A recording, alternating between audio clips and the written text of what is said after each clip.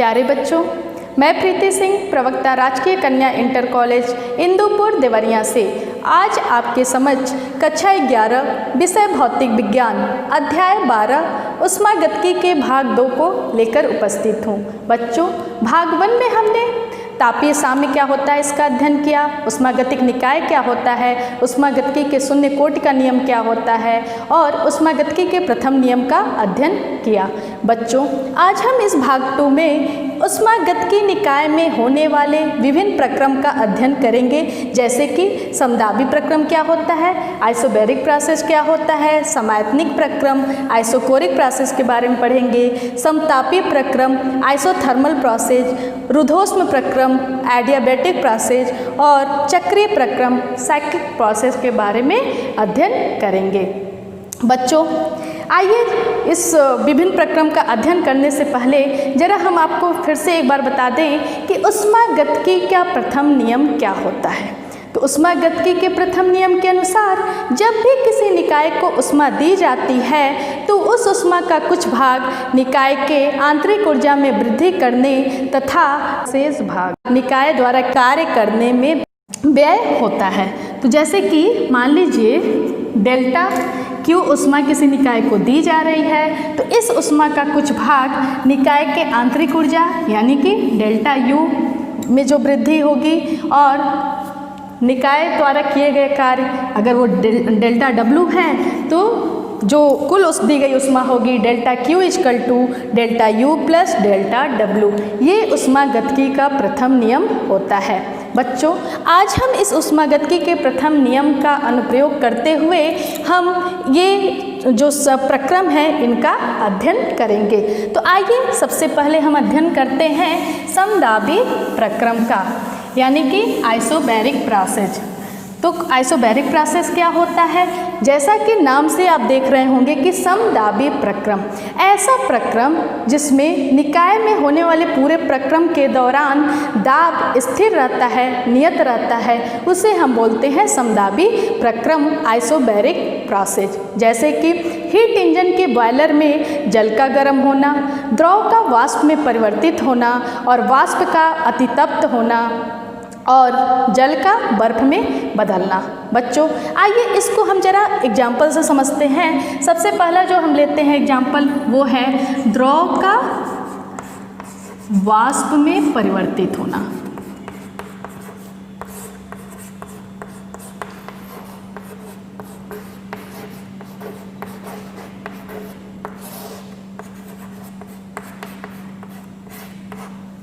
द्रव का वाष्प में परिवर्तित होना। बच्चों, हमें पता है, आपने ये अध्ययन किया है कि द्रव वाष्प में कब परिवर्तित होता है? अपने क्वथनांक पे जब उसको गर्म किया जाता है, उसके क्वथनांक पे जब गर्म किया जाता है तो द्रव वाष्प अवस्था में परिवर्तित होता है, यानी कि जो ताप होता है नियत प्रेशर पे वो फिक्स होता है कि द्रव वाष्प में परिवर्तित होगा।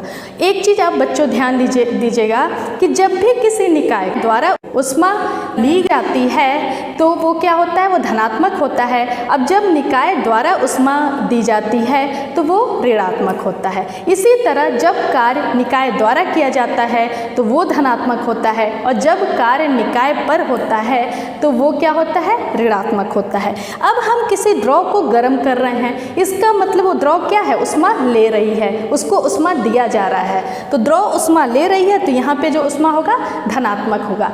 यदि वाष्पन की गुप्त ऊष्मा L है और हम M द्रव्यमान के द्रव को गर्म कर रहे हैं तो द्रव वाष्प अवस्था में परिवर्तित होगा। इसके लिए उसके द्वारा ली गई ऊष्मा Q इक्वल टू क्या हो जाएगी? M into L। L क्या है? वाष्पन की गुप्त ऊष्मा।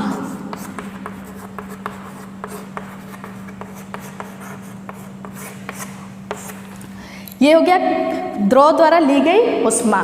बच्चों, हम जब भी द्रव को गर्म किया जाता है और वो वाष्प में परिवर्तित होता है तो द्रव के आयतन में वृद्धि होती है। मान लीजिए द्रव का आयतन पहले क्या है? VL, वॉल्यूम ऑफ लिक्विड, और ये परिवर्तित हो रहा है वेपर में, वाष्प में, तो ये उसका आयतन हो जा रहा है VV। चूँकि VV क्या होगा? Greater than VL।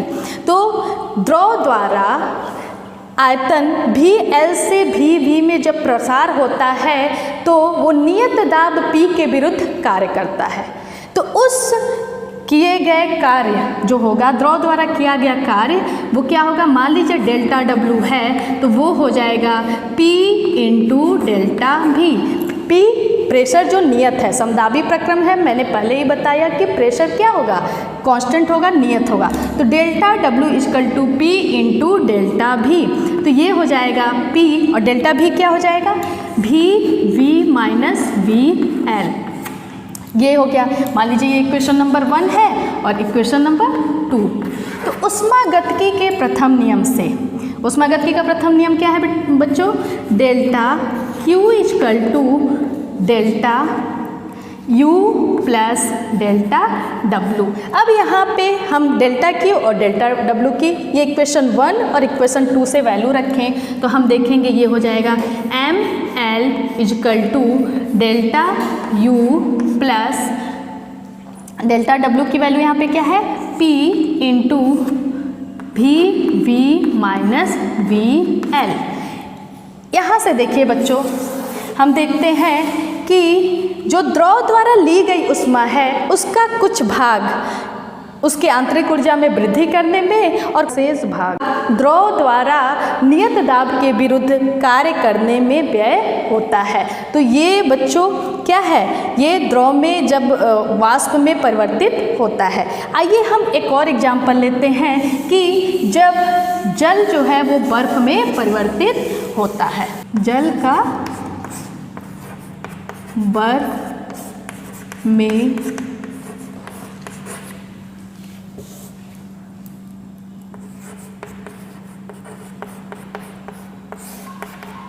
बच्चों, जल बर्फ में कब बदलता है, अपने हिमांक पे। बच्चों जब ये जल बर्फ में बदलता है तो क्या होगा, जल ऊष्मा को निकालेगा। तो जल द्वारा दी गई ऊष्मा क्या होगी, वो होगी Q equal to minus M into L। यहाँ पे हम माइनस इसलिए ले रहे हैं कि जल द्वारा ऊष्मा दी जा रही है, निकाय द्वारा ऊष्मा दिया जा रहा है, इसलिए ये माइनस है। तो Q equal to minus M into L। L क्या है, संगलन की गुप्त ऊष्मा, संगलन की गुप्त ऊष्मा। तो जब भी जल बर्फ में परिवर्तित होगा वो इतना ऊष्मा क्या होगा कि वो निकालेगा। बच्चों हमको पता है कि जब जल बर्फ में परिवर्तित होता है तो उसके आयतन में वृद्धि होती है। मान लीजिए जल का आयतन VL है और बर्फ का आयतन VI है, तो आयतन में वृद्धि होगी। अब इस आयतन में वृद्धि होने पर जब प्रसार होगा तो जल बाह्य दाब के विरुद्ध क्या होगा, कार्य करेगा। और ये कार्य क्या हो जाएगा, वो हो जाएगा delta W equal to P into delta V।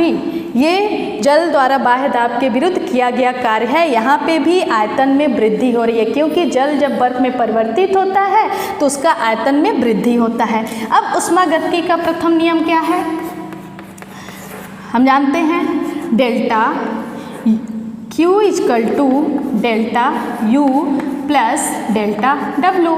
यहाँ से हम अगर इक्वेशन में रखें तो यहाँ हो जाएगा माइनस ML इक्वल टू, ये हो जाएगा delta U plus P into delta V। और यहाँ से हम लिख सकते हैं कि delta U equal to minus M into L minus P into delta V।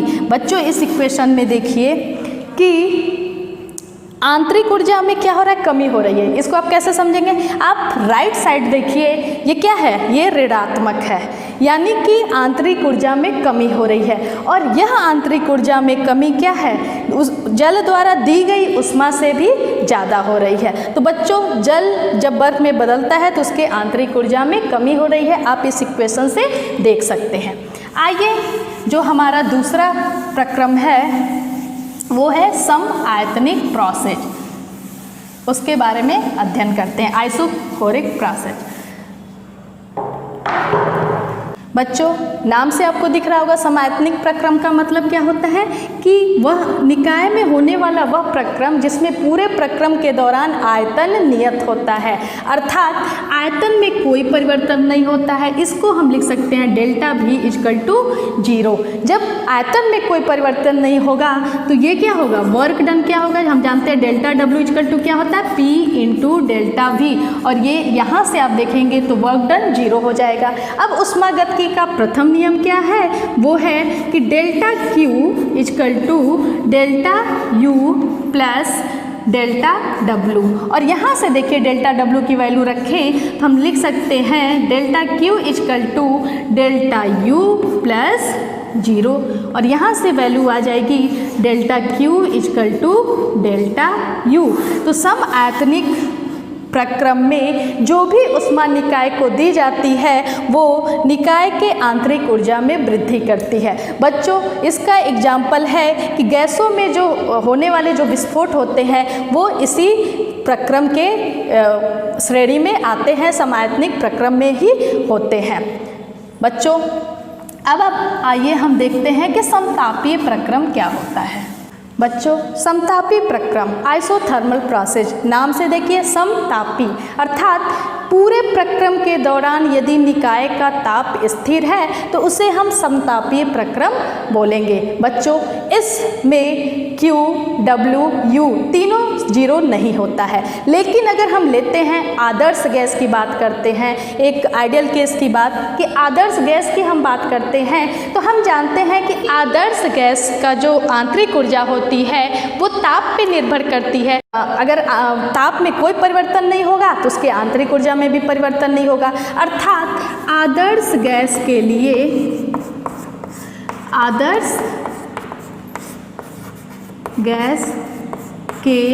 लिए होता है डेल्टा U इक्वल टू 0। तो ऊष्मागतिकी का प्रथम नियम क्या होता है कि delta Q equal to delta U plus delta W, और यहाँ से हम लिख सकते हैं delta Q equal to 0 plus delta W, क्योंकि समतापी प्रक्रम में डेल्टा U की वैल्यू क्या होती है, 0 होती है। तो यहाँ से आ जाएगा delta Q equal to delta W, अर्थात समतापी प्रक्रम में आदर्श गैस के लिए जो दी गई ऊष्मा होगी वो उसके द्वारा कार्य करने में व्यय होगी। हम ये कह सकते हैं कि जितनी ऊष्मा दी जाएगी वो ऊष्मा कार्य करने में व्यय होगी। ये था समतापी प्रक्रम। बच्चों, आइए हम देखते हैं चौथा जो हमारा प्रक्रम है कि रुद्धोष्म प्रक्रम क्या होता है। बच्चों, रुद्धोष्म प्रक्रम क्या होता है, जब किसी ऊष्मागतिक निकाय में ऊष्मा का आदान प्रदान नहीं होता है उसे हम बोलते हैं रुद्धोष्म प्रक्रम, यानी कि न तो ऊष्मा बाहर से निकाय में आती है और ना ही निकाय से बाहर जाती है, तो इसे हम बोलते हैं रुद्धोष्म प्रक्रम, एडियाबैटिक प्रोसेस। तो रुद्धोष्म प्रक्रम के लिए हम लिख सकते हैं डेल्टा Q इक्वल टू 0। अब ऊष्मागतिकी का प्रथम नियम क्या है, delta Q equal to delta U plus delta W। अब यहाँ से डेल्टा Q की वैल्यू 0 रखिए, आप देखिए delta U equal to plus delta W, और यहाँ से हम लिख सकते हैं delta U equal to minus delta W। बच्चों, देखिए जब किसी निकाय द्वारा कार्य किया जाता है तो वो क्या होता है, धनात्मक होता है। अगर हम ये बोलें कि रुद्धोष्म प्रक्रम में यदि कार्य निकाय द्वारा हो रहा है यानी कि ये धनात्मक होगा, तो जब कार्य निकाय द्वारा हो रहा है तो क्या हो जाएगा, यहाँ से हम लिख सकते हैं delta U equal to minus delta W, क्योंकि डेल्टा W धनात्मक होगा। तो जब कार्य निकाय द्वारा होगा तो जो आंतरिक ऊर्जा में परिवर्तन होगा वो ऋणात्मक होगा, यानी कि आंतरिक ऊर्जा में कमी होगी, और हम ये कह सकते हैं निकाय का टेम्परेचर में कमी होगी। लेकिन अगर कार्य निकाय पर हो रहा है, यदि कार्य निकाय पर हो रहा है तो डेल्टा W जो हो जाएगा यहाँ पे क्या हो जाएगा, ये निगेटिव होगा, और इस प्रकार डेल्टा U की वैल्यू लिखेंगे तो ये हो जाएगा माइनस डेल्टा W, और ये हो जाएगा प्लस डेल्टा डब्लू, क्योंकि माइनस इंटू माइनस प्लस हो जाएगा। अर्थात जब कार्य निकाय पर हो रहा है तो निकाय की आंतरिक ऊर्जा में वृद्धि होगी, हम ये कह सकते हैं कि उसके टेम्परेचर में वृद्धि होगी। बच्चों, इसका एग्जाम्पल आप देख भी सकते हैं कि जब भी थर्मस में अगर चाय है उसको आप खूब हिलाइए तो क्या होगा, चूँकि थर्मस के जो चारों तरफ की दीवार है, वॉल है, वो उष्मा का कुचालक होती हैं, न तो उष्मा बाहर जा सकता है, न ही उष्मा बाहर से अंदर आ सकता है। तो जब हिलाने से क्या होगा कि चाय के विभिन्न परतों में जो विस्कस फोर्स होगा, श्यान बल होगा, वो क्या होगा, उसके विरुद्ध कार्य करना पड़ता है चाय पर, इसलिए चाय का टेम्परेचर बढ़ जाता है क्योंकि उसकी आंतरिक ऊर्जा में वृद्धि होती है। इसी प्रकार यदि साइकिल का ट्यूब है और ट्यूब अचानक फट जाए तो उससे निकलने वाली जो हवा होती है वहाँ पे क्या होती है, वो ठंडी होती है। तो बच्चों, ये था रुद्धोष्म प्रक्रम का उदाहरण। आइए, जो पांचवा प्रक्रम है वो है चक्रीय प्रक्रम।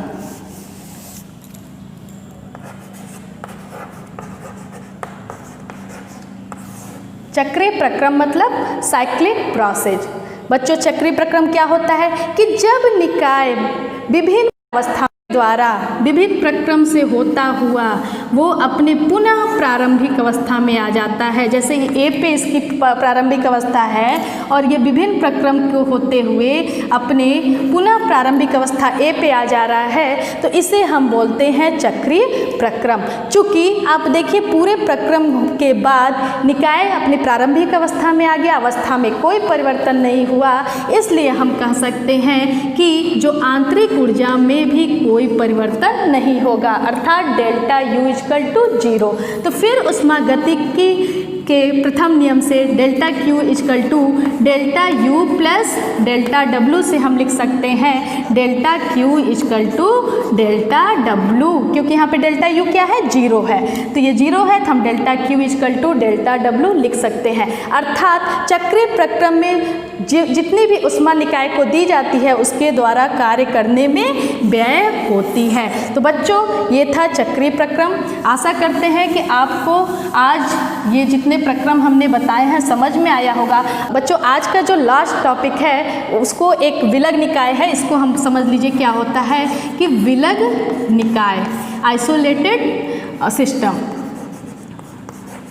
देखिए, विलग निकाय क्या होता है, जब भी ऐसा कोई निकाय जिसमें ना तो कोई कार्य किया जा रहा है और ना ही उष्मा का आदान प्रदान होता है, उसे हम बोलते हैं विलग निकाय। विलग निकाय में डेल्टा डब्ल्यू इक्वल टू 0, क्योंकि कार्य कुछ भी नहीं किया जा रहा है और न तो उष्मा का आदान प्रदान हो रहा है, अर्थात डेल्टा क्यू इक्वल टू 0। तो उष्मागतिकी का प्रथम नियम क्या है, delta Q equal to delta U plus delta W. यहाँ से देखिए डेल्टा क्यू क्या है, 0 है, ऐसे ही डेल्टा यू क्या है, ये डेल्टा यू लिखेंगे और डेल्टा डब्ल्यू की वैल्यू 0 है। तो यहाँ से हम देखते हैं कि डेल्टा यू क्या आएगा, ये भी 0 आएगा। अर्थात यदि कोई विलग निकाय है उसमें कोई भी प्रक्रम हो तो उसके आंतरिक ऊर्जा में कोई परिवर्तन नहीं होगा, चाहे प्रक्रम कुछ भी हो। तो बच्चों, आशा करते हैं आज का आपको ये भाग समझ में आया होगा। आप इससे संबंधित जो भी टेक्स्ट बुक में क्वेश्चन है उसको सॉल्व करिएगा। हम अगले भाग में आपको रुद्धोष्म और समतापी प्रक्रम का विस्तृत अध्ययन कराएंगे, उसके बारे में चर्चा करेंगे। धन्यवाद।